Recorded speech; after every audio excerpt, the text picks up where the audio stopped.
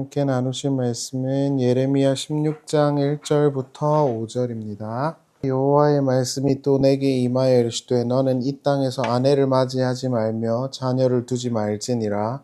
이곳에서 낳은 자녀와 이 땅에서 그들을 해산한 어머니와 그들을 낳은 아버지에 대하여 여호와께서 이와 같이 말씀하시오니 그들은 독한 병으로 죽어도 아무도 슬퍼하지 않을 것이며 묻어주지 않아 지면의 분토와 같을 것이며 칼과 기근에 망하고 그 시체는 공중의 새와 땅의 짐승의 밥이 되리라.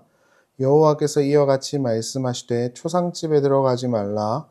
가서 통곡하지 말며 그들을 위하여 애곡하지 말라. 내가 이 백성에게서 나의 평강을 빼앗으며 인자와 사랑을 제함이라. 여호와의 말씀이니라.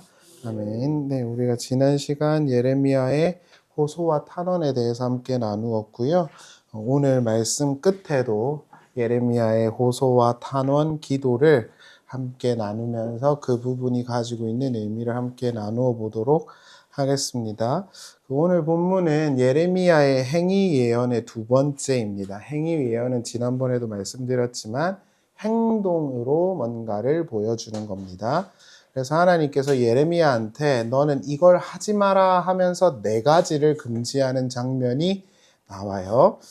저도 이제 교회를 오래 다녔지만 하나님께서 예레미야에게 이렇게 명령한 거에 대해서 부끄럽지만 거의 처음 알았거든요. 그래서 보시면은 좀 처음 듣는 이야기다 이러실 수 있을 것 같아요. 예레미야에게 하나님이 네 가지를 하지 말라고 금지를 하시는데 첫 번째는 결혼을 하지 말아라 이고요.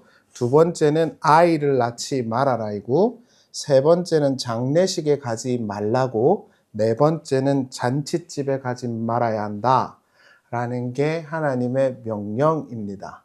그럼 이거를 왜 그렇게 했을까에 대해서 이제 계속 설명을 하시는데, 이제 오늘 본문 말씀 처음에 딱 보시면 아내를 맞이하지 말며 이렇게 나오는데 히브리어 원문으로 보면 강세형이에요. 절대 하지 말라는 소리예요. 그러니까 나중에 너가 때가 되면 결혼할 수도 있고가 아니라 죽을 때까지 하지 마라 예요. 그러니까 죽을 때까지 독신으로 살아야 한다 이거거든요. 물론 지금 이 사회에서 이해하는 그런 결혼과 출산의 개념과는 전혀 다른 거죠. 그때 당시만 해도요, 독신은 저주의 결과였어요. 그러니까 이때 당시만 해도 창세기에 보면은 하나님께서 이제 부모를 떠나서 부부가 한 몸이 되는 게 축복이라고 말씀하셨고, 또 자식을 낳는 것이 부모의 영광이라고 말씀하시던 시대예요.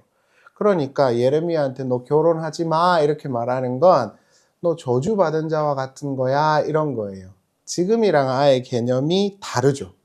그럼 왜 그렇게 하셨을까? 2절 말씀을 보겠습니다. 너는 이곳에서 아내를 맞거나 아들이나 딸을 낳거나 하지 말아라. 나 주가 이곳에서 태어날 아들, 딸과 이 땅에서 아들, 딸을 임신할 어머니들과 아들, 딸을 낳을 아버지들이 어떻게 될 것인지를 말해주겠다. 이래놓고는 뭐라 그러냐면 장례도 못 치르게 될 것이다. 이렇게 말을 해요. 그러니까 너가 결혼 안 하고 자식 안 낳는 게 오히려 더 나은 현실이 올 거다 이런 이야기예요. 결혼 안 하는 게 저주가 아닌 현실이 올 것이다 이런 말입니다. 바벨론에 의해서 너네가 철저하게 무너질 것인데 그것 때문에 하지 마라 이렇게 말을 하신 거예요.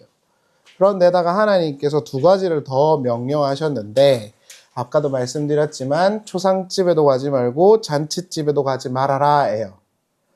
5절부터 9절을 세 번역으로 잠깐 보겠습니다. 그렇다 나 주가 말한다.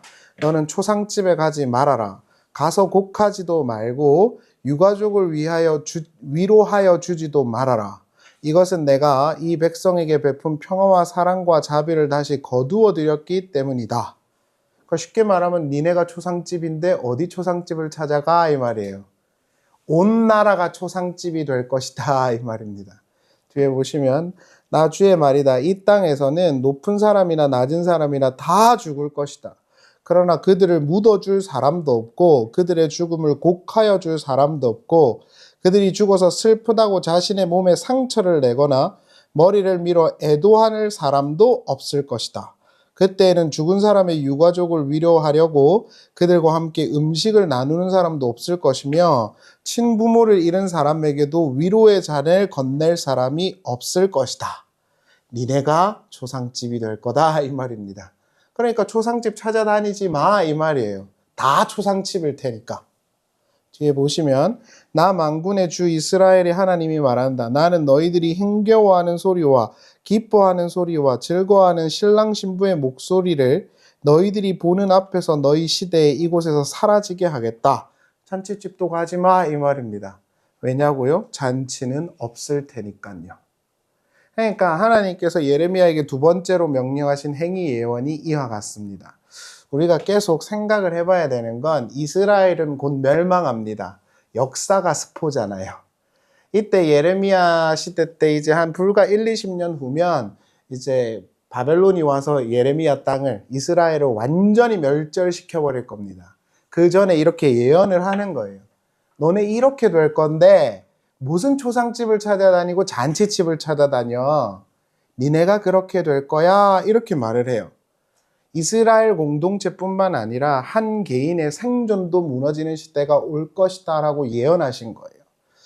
기문의 남한산성이란 책을 보면 조선의 인조가 병자년에 얼마나 큰 모욕을 받았는지가 나와요.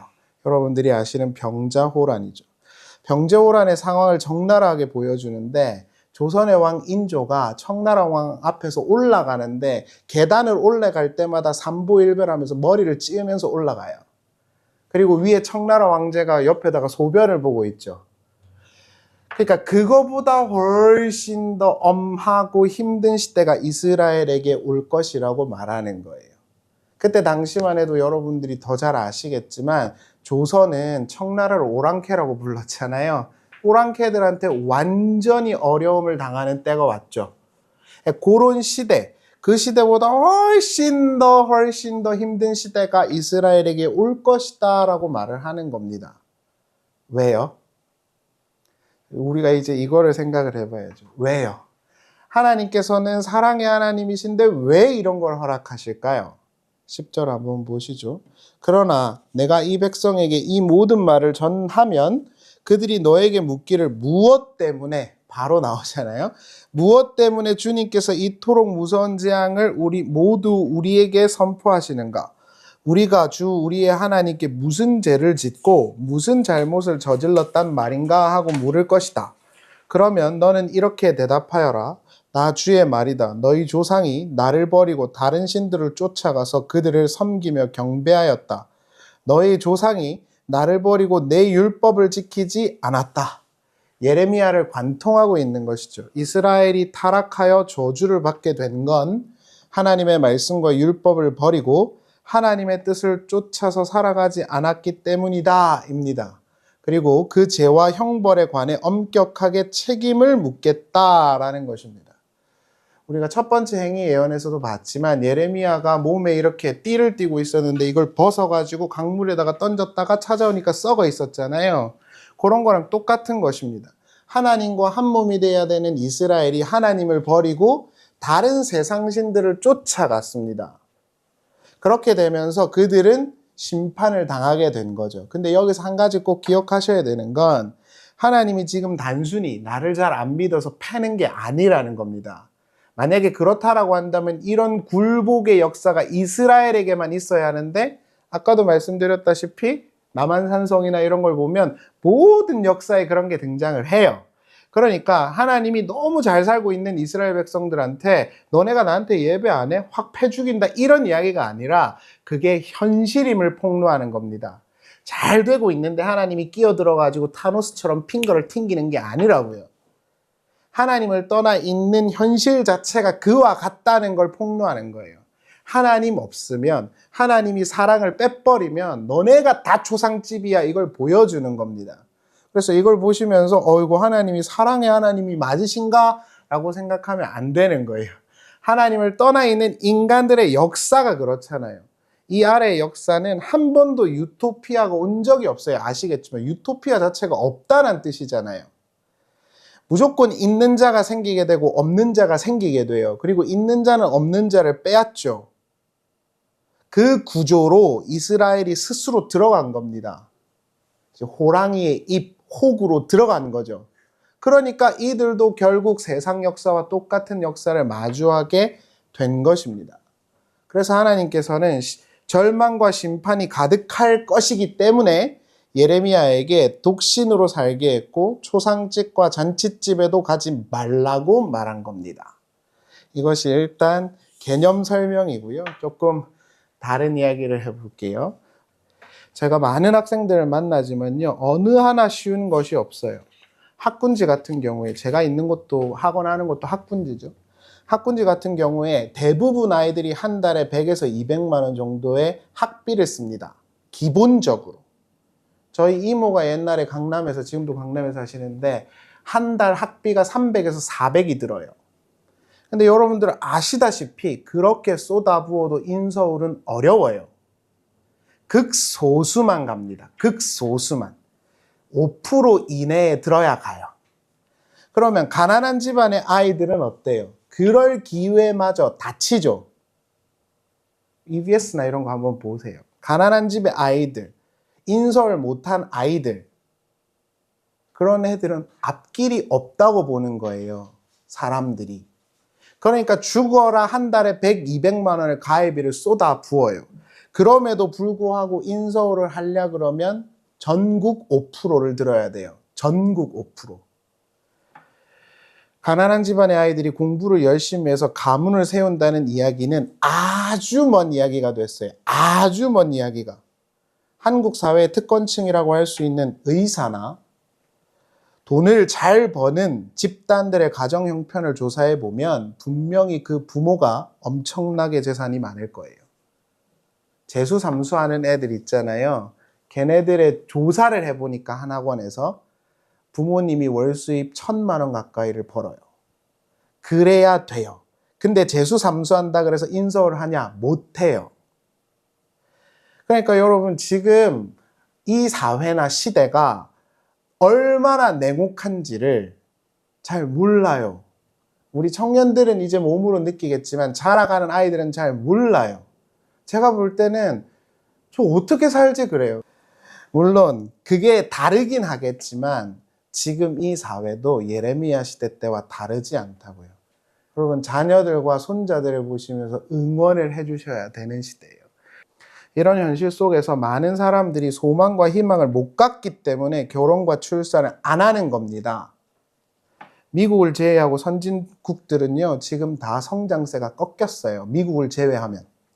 전 세계적으로 성장할 동력이 꺼졌어요. 그래서 한국뿐만 아니라 동남아까지도 출산율이 급격하게 떨어지고 있는 거예요. 내 새끼들이 살아갈 소망이 없다 보는 겁니다.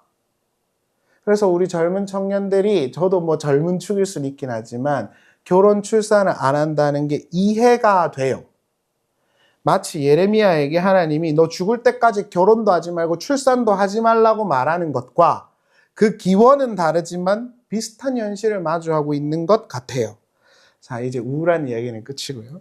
자, 그러면 기독교는 이러한 상황 속에 뭘 말하는가? 목사님, 그러면 우리가 기독교인인데 어떻게 그럼 살아야 합니까? 기독교는 이 모든 문제가 하나님을 벗어났기 때문에 나왔다고 말합니다. 그러면 문제가 정확하게 명시되어 있으니까 해결책도 분명하죠. 어디로 돌아가면 되느냐? 나를 만든 자에게로 돌아가면 됩니다. 전도서에 따르면 청년들아, 너네가 이 땅에 아무 소망도 없다고 하기 전에, 그런 날이 오기 전에 너를 만드신 자를 기억해봐라. 그렇게 말하죠. 이게 기독교가 이 결혼과 출산도 못하는 시대에 내놓을 수 있는 해답입니다. 하나님께서 이렇게 해결책을 제시하시죠. 14절을 보세요. 그러므로 보아라, 나 주의 말이다. 그날이 지금 오고 있다. 그때에는 사람들이 더 이상 이스라엘 백성을 이집트 땅에서 이끌어내신 주의 살아계심을 두고 맹세하지 않고 이스라엘 백성이 쫓겨가서 살던 북녘 땅과 그 밖의 모든 나라에서 그들을 내신 주의 살아계심을 두고 맹세할 것이다. 나는 그들의 조상에게 주었던 고향 땅에 그들을 다시 데려다 놓을 것이다. 자, 이게 엄청나게 소름이 돋는 구절인데요. 자, 여러분, 여기 아까 읽었던 말씀의 핵심이 뭐죠? 자, 이런 겁니다. 저희 어머니 이름이 강한나거든요. 이런 거랑 같아요. 강한나의 하나님이 아니라 너의 하나님이 되겠다예요. 지금 이 이야기잖아요.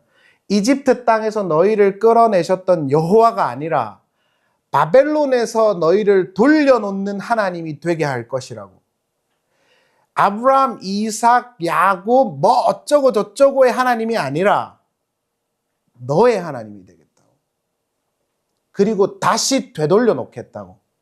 그럼 기독교의 답은 뭐죠? 하나님께로 돌아가야 한다는 거예요. 그리고 하나님이 그러한 이들을 돌려놓겠다는 겁니다. 그때 우리는 뭐라고 말할 거냐 하면 우리 청년들은 우리 엄마 아빠의 이름을 대고 저는 강한나의 이름을 대고 여러분들은 여러분들의 부모님의 이름을 대고 우리 엄마 아빠 시대 때의 하나님이 아니라 살아계신 나의 하나님이 되게 하겠다는 겁니다. 이게 예레미야에게 하나님이 제안하셨던 선언입니다. 그래서 여기서 이집트 땅에서 이끌어내신 여호와가 아니라 북쪽 바벨론 땅에서 너희를 되돌리신 하나님의 이름을 말할 거다라고 말하고 있는 거예요. 역설적이지만 예레미야는 이렇게 말하는 거예요.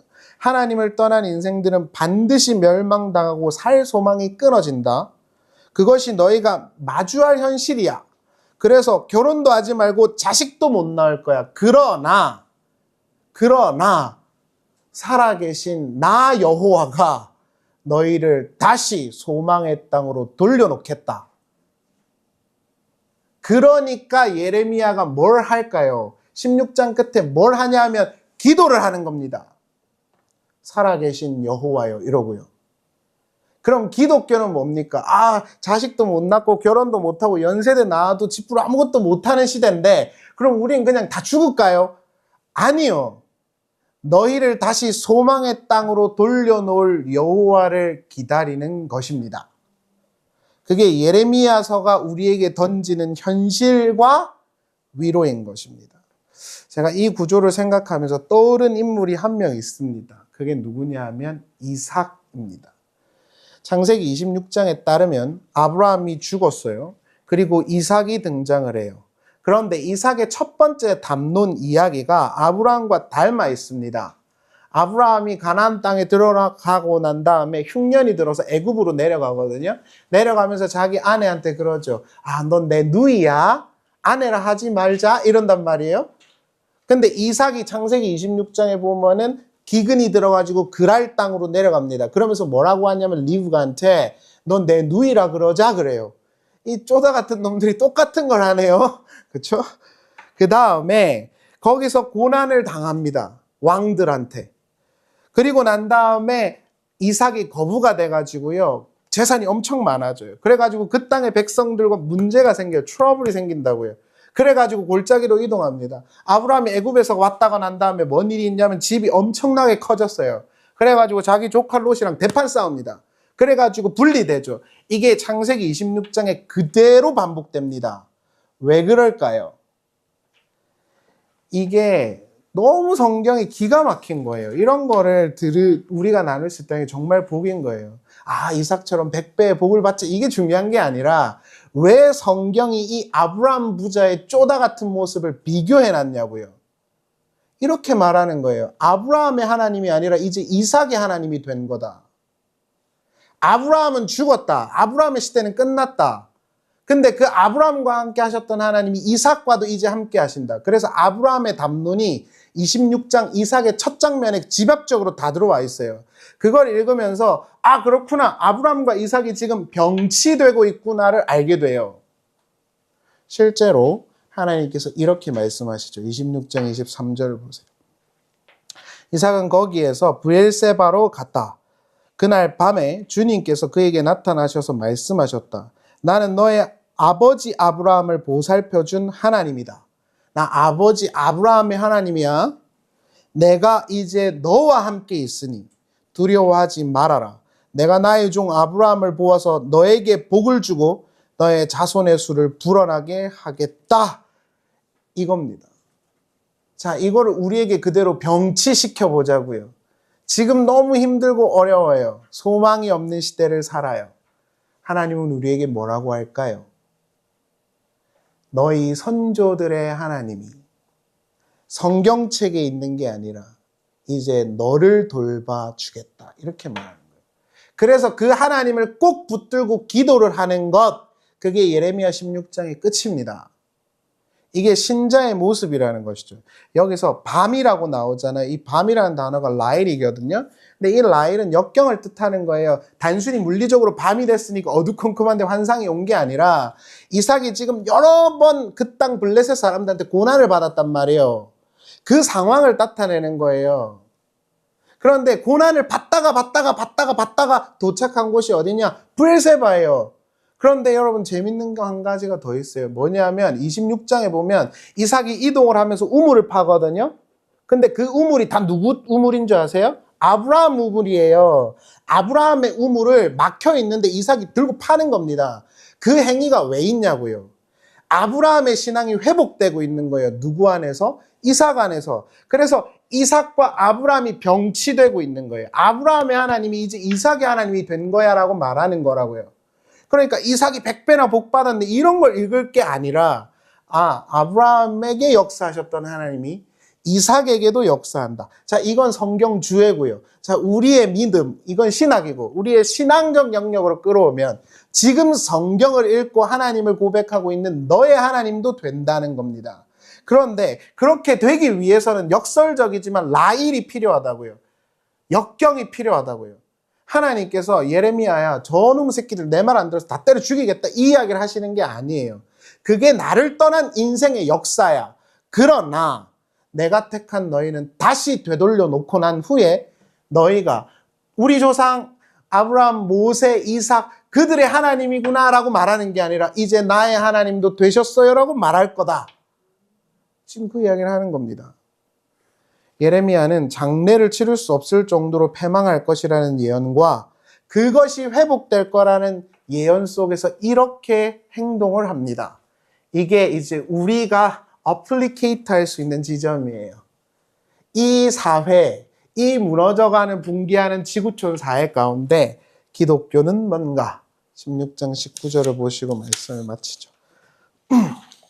주님, 내가 환난을 당할 때 주님은 나의 힘과 요새와 피난처가 되십니다.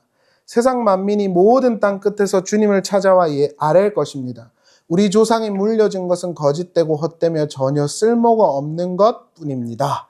자, 여기서 주님은 나의 힘, 나의 요새, 나의 피난처. 히브리어 원문으로 보면 나의 힘이 제일 처음에 나와요. 근데 이 힘은 엘이 아니고 강함이에요. 강함. 힘이라는 건 히브리 말로 엘이거든요. 그래서 엘로힘 이러면 강한 자란 뜻이에요. 하나님이란 뜻이란 말이에요.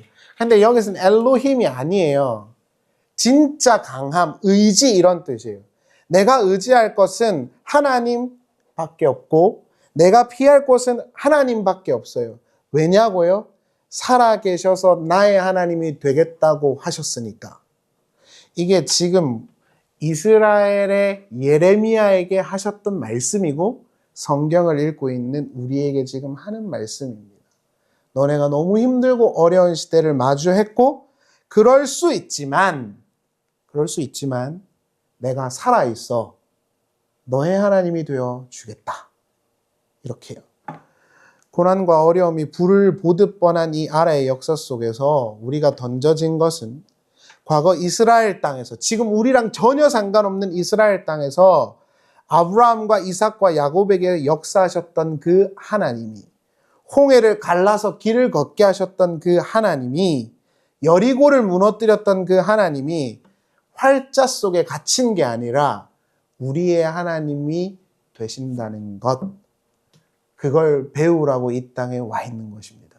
그리고 하나님이 택한 자들은 반드시 그렇게 아브라함, 이삭, 야곱의 하나님 and 나의 하나님, 그걸 고백하고 하나님 품으로 영원히 들어갈 것입니다.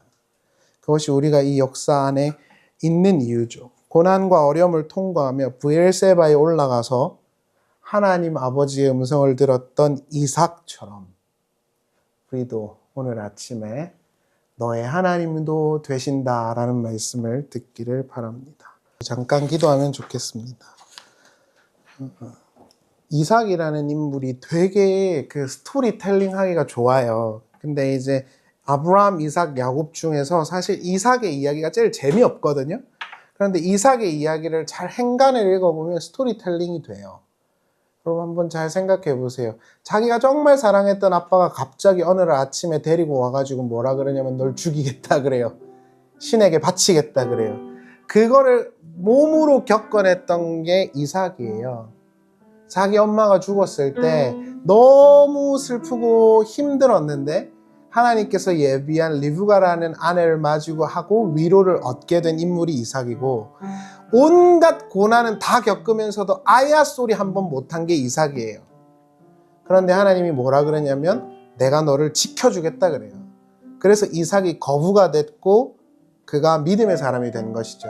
예수님께서 신약에서 그러시죠. 아브라함의 하나님, 이삭의 하나님, 야곱의 하나님은 살아계신 하나님이시다. 우리의 하나님도 되신다는 거죠. 여러분, 저 먼 이스라엘에서 그냥 옛날에 활동했던 하나님이 아니라 지금 이 치열한, 그래서 할머니가 손자를 보면서 울 수밖에 없는 현실을 살고 있는 이 땅에서도 우리의 하나님이 되신다는 것을 생각하면서 잠깐 기도하면 좋겠습니다. 한나가 기도하여 가로되 내 마음이 여호와를 인하여 즐거워하며 내 뿔이 여호와를 인하여 높아졌으며 내 입이 내 원수들을 향하여 크게 열렸으니 이는 내가 주의 구원을 인하여 기뻐함이니이다. 여호와와 같이 거룩하신 분이 없으시며 이는 주밖에 다른 이가 없고 우리 하나님 같은 나의 반석도 없으심이니이다. 심히 교만한 말을 다시 하지 말 것이며 오만한 말을 너희 입에서 내지 말지어다. 여호와는 지식의 하나님이시라 행동을 달아보시느니라. 용사의 활은 꺾이고 넘어진 자는 힘으로 띠를 띠도다. 유족하던 자들은 양식을 위하여 품을 팔고 줄이던 자들은 다시 줄이지 않도다. 전에 잉태하지 못하던 자는 7을 낳았고 많은 자녀를 둔 자는 세약하도다. 여호와는 죽이시기도 하시고 살리시기도 하시며 음부에 내리시게도 하시고 올리기도 하시는도다. 여호와는 가난하게도 하시며 부하게도 하시며 낮추기도 하시고 높이기도 하시는도다. 아멘. 하나님 아버지, 우리 하나님의 구원함을 인하여 슬픔과 고민에 빠져 있던 한나는 기쁜 마음을 얻었습니다.